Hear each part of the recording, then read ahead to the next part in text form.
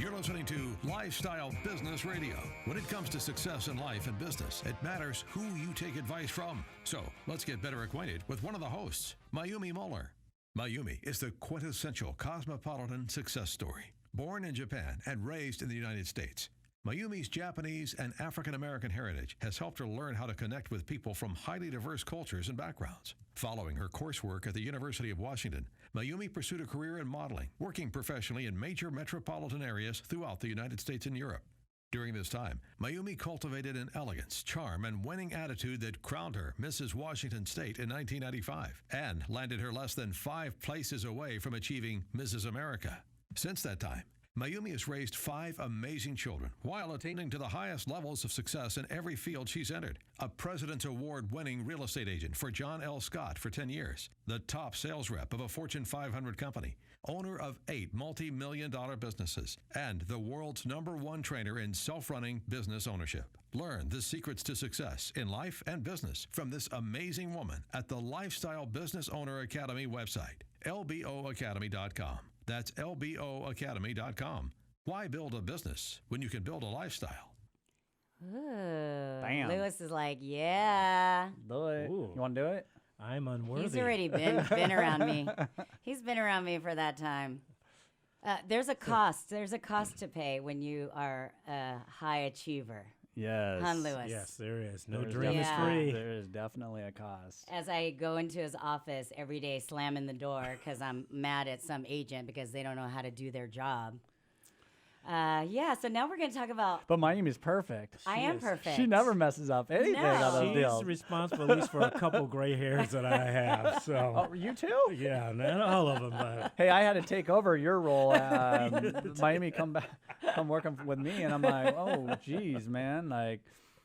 Listen, and I'm a little very more passionate. and I'm a little more confrontational than you, Lewis. yeah. So yeah, you I'm handle her Mr. probably better. mild-mannered, Yeah. you know. Lewis is very I escalated Switzerland. those Yeah. issues. Yeah, he was very neutral. He's like, okay, Mayumi, let's just step back, just take a breath, and then let's go through the It's a process. great management style. He's a great manager, great mentor, great teacher, consultant, just a really all-around good person. So, Yeah. okay, so let's talk. We're talking about bouncing back. Yeah, Yeah. well, this is the LBO segment. Yeah, you this know, is our this is LBO where we segment. talk about, How to buy a basically- business, grow profits, and Yep. make it run without you. yeah, and That's we like to just awesome. kind of talk about the street smarts of business and just kind of challenges we've had and ways we deal with stuff. And so, we were talking today, Mayumi and I were saying, let's talk about, bouncing back, from our failures in business and life, right? Yep. Because I mean, we all three of us, and this is why you're here. Yeah. Even though I do have to say something. I'm kind of excited right now. And I'm kind of giddy. I feel like I just kind of touch you all the time because we read that you are actually the $1 billion mind, man. Like you got Yes. this nickname, so that's pretty special. We like that nickname. That's You know, pretty exciting. It's kind of cool. One And I of my want it partners, to rub off. My partners gave me that name, and obviously read my bio and know that. He goes, "You're the $1 billion mind. We need you in the room. You can just spit out these $1 million deals at a time." I'm like, Love. never thought about it like that. But yeah, when you've been around as much, you don't realize how much you forget. Exactly. That is true. That is so actually true. That's why you got to write books. Yeah, Yep. gotta write books. Yeah. Gotta write it down. That's and, true. So you go, yeah, oh, I keep it- forgot I did all that. But Yeah. with the success and where you're at today, Yeah. you wouldn't have been here without the failures. No. Some of the failures All along of the way us. and learning from Yeah. those failures. Yeah. Yeah, it's said that before people really hit their stride in wealth, they usually go broke 3 times. It's Yeah. usually 3 No, times. I've heard that. And That- I mean, you hear yeah, the word bankruptcy, which I always hate that word because I don't want to go bankrupt, and I haven't gone bankrupt yet. So, Right. but it doesn't have to be bankruptcy; it could be total failure. I mean, you don't Right. have to go Right. bankrupt to No, fail, right? You don't. I mean, you don't. I lost my house in foreclosure back in '09, Yeah. and I didn't go bankrupt, but that was a major personal failure for me, Sure. and that was really hard. But it also didn't change my ambitions to getting back, right? But Yeah. I Right. just had to take this step back, and I remember during that time. the banks, started looking at all my lines of credits and my loans I had, and they said, "Wait a minute," because all of a sudden it blipped on their screen that my credit was bad. Right. And I was like, all of a sudden they're like, "Hey, what's going on? Can you give us can you give us all your financial statements and stuff? And I, my tax returns are about 2 feet long, and I'm like, okay, I can send over a bunch of tax returns with a bunch of numbers that aren't going to mean anything to you. I want to have a meeting with."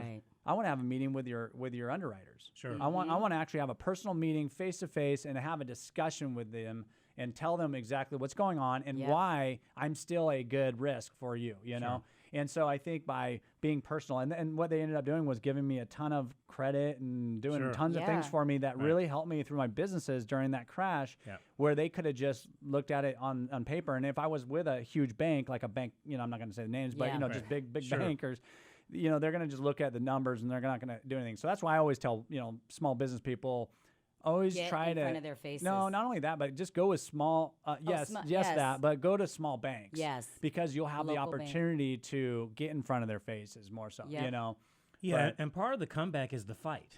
Yes. Right? You have to fight. Well, think about how much confidence it builds. Right. Once you get back, right? You're just like, I literally have more confidence now than I ever have in my life. Right, because you have the knowledge. Because I was like, I went through that crap and, we did it. So, what happened? Like, you had challenges in your life and, during that time. Absolutely. What did you do? One of the most shocking things I think to my system was hitting the pinnacle of my career at that point, being an executive of the largest luxury home builder in the region. I mean, we were just king of the hill as far as home building. Everybody wanted those homes, and we did probably an average of $100 million a year in sales. And our owner wealthy, and we really thought we were simply bomb-proof. We thought, well, whatever can happen happens, but it's not going to happen to us because this, that, and the other. And we were pretty confident about that. And it's a 50-year-old company. What could happen? Well, we found out. Yeah. The bank can just pull your $75 million line of credit with no reason. Yeah, but none of us ever saw it happen before. It was just so weird. And, I'm in charge of marketing and sales, and I've got to find a way to sell $54 million in standing inventory that nobody's buying because nobody's lending. There's no money. Yeah. And it literally spiraled me into depression because every day I get up and I'm trying to figure out to come up with answers that I don't even know because, like you said, nobody's ever seen it. No one's ever seen it, right. Nobody's ever seen this, and everybody's sort of running into a panic. And then, from there, then that spills over into your personal life. Yes. Right? So all of a sudden, my personal income is shrinking. My assets are depreciating. Now I'm trying to save my own house. And so you find yourself suddenly, I'm in a spiral. Right? How do I get out of this spiral and that fear of hitting the bottom? And so I think there's a centering point, even in the middle of a struggle, a crisis that you got to find, so you don't hit the bottom in your own mind. Yes. Yeah. Yes, right? I agree. Right? You can hit the bottom financially, credit-wise, but you can't hit the bottom in your own mind. You're so right, man. That's so true. That's the only thing I think that kept me going because I was dealing with multiple fronts. I'm trying to help a company that's really not mine. I'm an employee. Right. I'm trying to help my own personal finances, right, which, are spiraling and at the same time, I'm trying to keep up an image that I've created for myself. Right. Right? The dapper dude, man. No, the $1 billion mind. Because when the market was good, we were all generous. Everyone was generous. And I agree with you. I mean, I had that too. I went from being president's elite club for, a real estate brokerage firm here, yours, and making really great money. And she was very good, y'all. I did a good job and, making six figures, right? Didn't, overnight, literally overnight, it just went. And I had to go and get a job working for a small paint company, after making six figures to going back to making $35,000 a year. Yeah. And a single mom with 3 kids. Yeah. So that was, but it was a rude awakening. But you're right, Lewis. I mean, there is something to be said about the mind and how powerful it is. And when you are an entrepreneur, even though, yes, you worked for somebody, but you ran that business like it was yours. I did too. We just have that mind that it's just like, okay, it's just a setback. I mean, do we go through some grieving process? Yeah, a little bit. Sure. But just resetting our mind so that we know we know what it's like. Sure. So we know we can rebuild it. Yeah. It's just rebuilding every time. Exactly. And, it's like for me, I remember when all that happened, I was just like, heck with it, man. I'm going to go enjoy my life. This is a one time in my life that I haven't had anything to do for work. Sure. And so I'm going to go out and party and have fun and just, and travel and do things that I never got to do because we were so bound up by business and everything. And I think for myself, coming back, from this crash that happened and really struggling, I met, an amazing woman who was, I truly, I got divorced during the same time. Right. And I was like, I just wanted to find a person a woman that I marry that is going to be my partner in it. And so like, that was the beginning of my, regrowth in business and being, way more successful than I was back then because, I kind of aligned everything up so that it would be, better this time, and I wasn't going to be so vulnerable the next time. And I wasn't going to have to do it all alone and having a great partner like you, Mayumi, and doing it. So, you just have to kind of, rethink everything that you're doing and try to figure out how to do it better from it, not try to do it again the same way. Right. Absolutely. And I think one of the things I learned is quality over quantity. Yes. And it's because I acquired a lot of quantity of people in my life, right, for different reasons. Yeah. And it just became part of the life. But when you go through challenges and you are fighting for that comeback, you need quality people. Yes. Right? Even if it's only 3 quality people, that's better than 20 people that are just not good. And that was the biggest lesson I took from it is I always have a saying, who's in your elevator? Right. Yeah. Right? I like Who's that. You got a lot of good sayings. I love who's those in your sayings. elevator? I love who's that. in your elevator? Because, your life is going to equal the top 5 people in your life. Right. Right. So that was the thing that I had to learn is I had to get the dead weight off really quick because I saw a lot of people just quitting. They were giving up their businesses. They were giving up. And so I'm thinking, okay, I need to move your side because I'm not ready to give up. Exactly. I And got a that's little the more thing is fight. just don't give up and always fight and learn, right? Absolutely. Learning is the key to success because we know how to get it back again. Yep. So you guys, Lewis, thank you so much Thank for you, staying Lewis. with Thank this you. segment Really appreciate it, today. man. Lewis is the $1 billion mind. Lewis Howard, he's closed over $1.2 billion in real estate. You can get a hold of Lewis at 360realestateservices.com. And we are excited. Next, we have the Ask Aaron and Mayumi segment. This is where people write into us and ask us about the smarts of small business. If you missed any of our show today or would like to listen to any of our previous shows, go to lboradio.com and you can always follow us on The Lifestyle Business Owner on Facebook and Instagram. We'll see you in the next segment.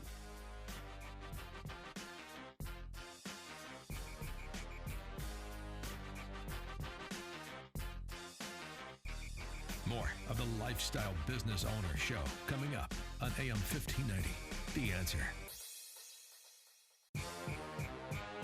You're listening to Lifestyle Business Radio. When it comes to success in life and business, it matters who you take advice from. So let's get better acquainted with one of the hosts, Aaron Muller. As a child, Aaron developed an interest in small business ownership from his family's marina on San Juan Island.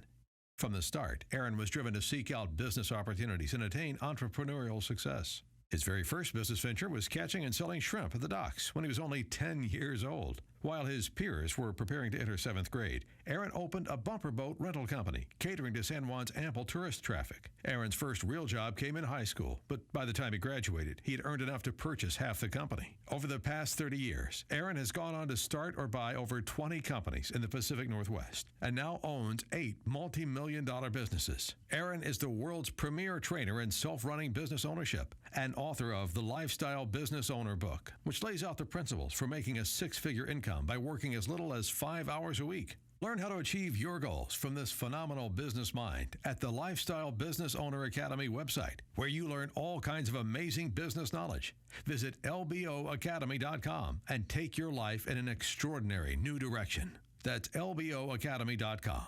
Why build a business when you can build a lifestyle? Thank you, Mr. Announcer. That was Thank you. good. Well, exciting news. What's that? News. The Lifestyle Business Owner book is out. Oh, It yeah. is at your local bookstore. Come one, come Amazon. all. Come one, come all. Yes, it has been great. So if you want a live physical copy of the book, it's still available on Amazon download as well as Barnes and Noble, right? Yeah, And yeah, you can then- get it, or but you can now even you get can it from actually- us even. Yep, Yeah, you you can could. get it I from mean, us. and I'll even. Well, if you get it from us, we'll send you a signed copy. So you just got to hit us up from our website, and we'll do that. And what's our website? It's lboacademy.com. Yes, go to lboacademy.com, hit us up for a book, buy the book, and Aaron will sign it for you.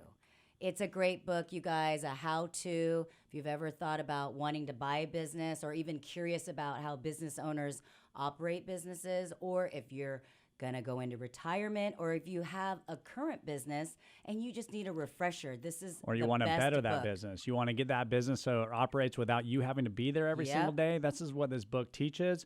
Where a lot of business owners out there, they're afraid to, go out there and let their employees do things or get their company running without them. And this is where we give you the tools so that you're able to implement them and empower your employees. Yep. And encourage them to, do everything for you so that your business is the same. Actually, you'll probably be more successful in the end because now you have your employees doing things that you would normally be doing. And now you can spend time building that business or maybe getting into another business. Absolutely. Or more time with your family. Exactly. So go out and get it, the Lifestyle Business Owner book. So now we are on Ask Aaron and Mayumi. So let's get on here with the first question, Aaron. Eric from Denver, Colorado. Favorite way to follow us is Lifestyle Business Owner blog. Thank you, Eric. I just bought a business and I feel like the employees are mediocre. They are not terrible to the point where I need to fire them, but they are not great either. What do you do with mediocre employees? First question. And then is it better to keep them or replace them? Well, this is something that we all deal with. Sometimes I've bought businesses where the employees are great and you don't have to do anything except for almost just make things better for them, and they'll just do so much for you. But let's say you buy a business that, the employees, like you said, are a little bit mediocre. First what you want to do is you want to try to develop those employees. Sometimes it's really difficult when you're taking over, and maybe the business has been around for a long time or they've been employed for a long time. That's typically when it's harder because those employees might have a hard time with the changes that you want to implement. But what I always say is try to really incorporate those employees in a lot of your decision making and building that business and asking for their advice, and not always taking all their advice, but you taking their advice sometimes so that they know that you actually really do care and you do value what they have to say, so that eventually that they start becoming your ally and really become not mediocre employees but great employees for you. So you really want to try to develop those employees first, and then if for some reason it's just you're hitting your head against the wall, and I've had this happen before too. You try to do things on the positive, and they just don't want to. They don't want to get on board. They're just angry for whatever reason. Then you need to make a change and be decisive about it. And that's where a lot of people are afraid to make those hard decisions. But if it's not working for you and it's about you and your family and the livelihood of that, or the strength of that business, and it's your job to make sure that business is strong, for years to come. And if this employee is going to bring it down and almost be like a cancer to the other employees, then you need to make a change, but give them a chance first. Yep. Great question. Great answer. Thank you so much, Eric. So the next question is from Sam in Detroit, Michigan. Favorite way to follow us is YouTube. Thank you, Sam. I've spent my career working at a Fortune 500 corporation, and I have a lot of experience managing a large operation. I'm thinking about getting into business for myself. Can you talk about how managing a small business is different from managing a large corporation? And do you have any advice for me? Should I do this? Yeah, I mean, I sell a lot of businesses to big corporate America executives, and yes, it's hugely different buying a small business, and you have to go in with the mentality that almost like forget about a lot of the stuff you learned in corporate America, in the sense of big, right? So everything that you're going to do is small. Right. But bring in a little of that big with that small, and now you got a really well run small business. And so one thing that people really have a hard time with is budgets. Coming from corporate America with, let's say you come from like a Microsoft and they got $100 million budget or a $10 million budget for marketing product. And you go buy this business that's generating $1 million in revenues, and you might only have a $10,000 budget for that, same thing.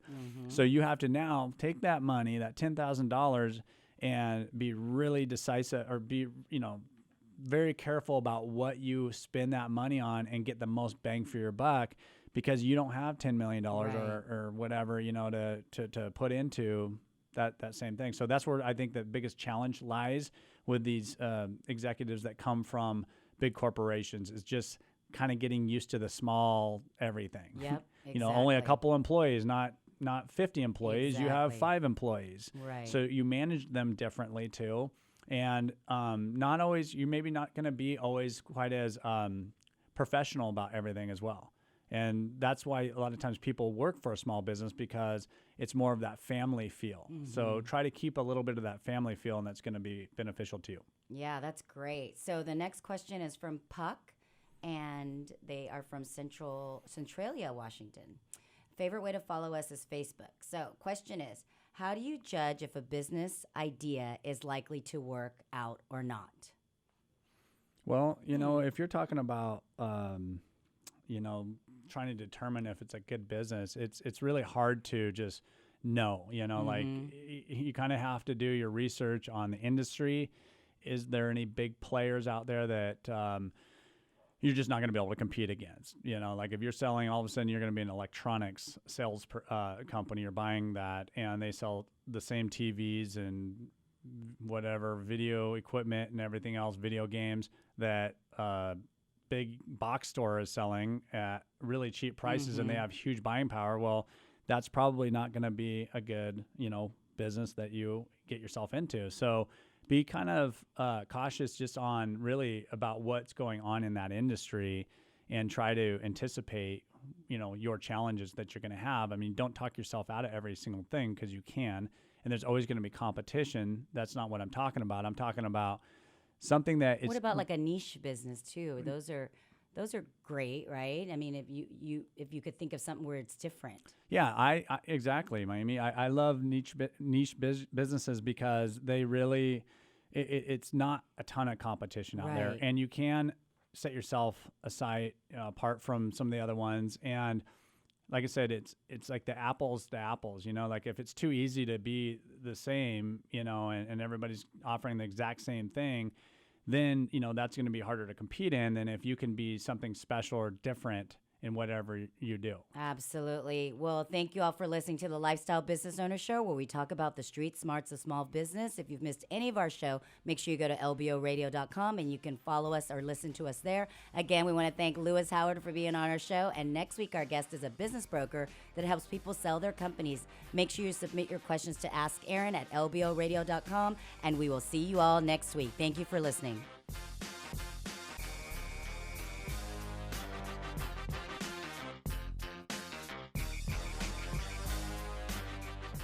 Thanks for listening to the Lifestyle Business Owner Show, where we talk about the street smarts of small business with Aaron and Mayumi Muller.